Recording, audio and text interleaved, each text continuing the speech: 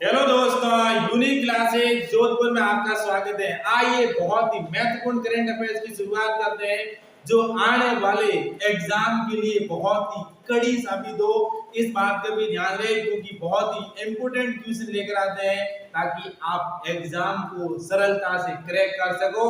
इसी के साथ अपने फर्स्ट क्वेश्चन की शुरुआत करते हैं जो आपके एग्जाम में सीधे पुटअप होने की संभावना है।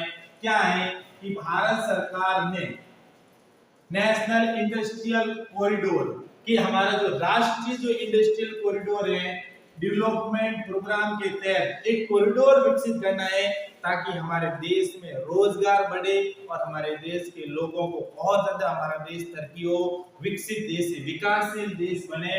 प्रोग्राम के तहत कितने इंडस्ट्रियल सिटी बनाने की घोषणा की है कि हमारे देश के अंदर ऐसी कितनी इंडस्ट्रियल सिटी बनाई जाए ताकि लोगों को वहां पर अच्छी सुविधा मिल सके और रोजगार के बहुत ज्यादा अवसर मिल सके। तो कितनी बनाने की घोषणा की है? तो 12 इंडस्ट्रियल सिटी बनाने की घोषणा की है हमारे देश के अंदर। और कितने राज्यों के अंदर है? तो वो है 10 राज्यों के अंदर 12 इंडस्ट्रियल सिटी बनाई जाएगी। और हाल ही के अंदर केंद्र सरकार ने करोड़ों रुपए का इस प्रोजेक्ट की घोषणा की है। और किन राज्यों के अंदर होगा? तो सबसे पहले राजपुर पंजाब के अंदर इंडस्ट्रियल सिटी बनाई जाएगी, गया बिहार के अंदर, आगरा उत्तर प्रदेश के अंदर, कोपरती आंध्र प्रदेश के अंदर, पलक्कड़ केरल के अंदर और ओरावकला है जो आंध्र प्रदेश, दीदी महाराष्ट्र के अंदर, पाली राजस्थान के अंदर, प्रयागराज उत्तर प्रदेश के अंदर, जहीराबाद है वो तेलंगाना के अंदर और उसके बाद है उत्तराखंड जो उत्तराखंड के एक खुरपिया स्थान में और हरियाणा में अभी स्थान चिन्हित नहीं किया गया लेकिन हरियाणा को भी चुना गया है। इसके लिए इस बात का ध्यान रहे। और इसी के तहत हमारे राजस्थान में एक और भारत के अंदर कुल 12 है जो इंडस्ट्रियल है जो सिटी बनाई जाएगी। लेकिन इस बात का भी ध्यान रहे कि जो इंडस्ट्रियल सिटी है तो इंडस्ट्रियल सिटी हमारे देश में कितनी हो जाएगी? तो वर्तमान में 8 है जो चल रही है, 12 नई बनाने की घोषणा की गई है। और इसी के साथ हमारे देश के अंदर 20 इंडस्ट्रियल सिटी जब ये तैयार होगी तो उस समय 20 इंडस्ट्रियल सिटी हो जाएगी। और उसके बाद देखो हम ये क्यों बना रहे हैं, इनका क्या उद्देश्य है? इनके पीछे सबसे बड़ी बात है स्वर्णिम चतुर्भुज।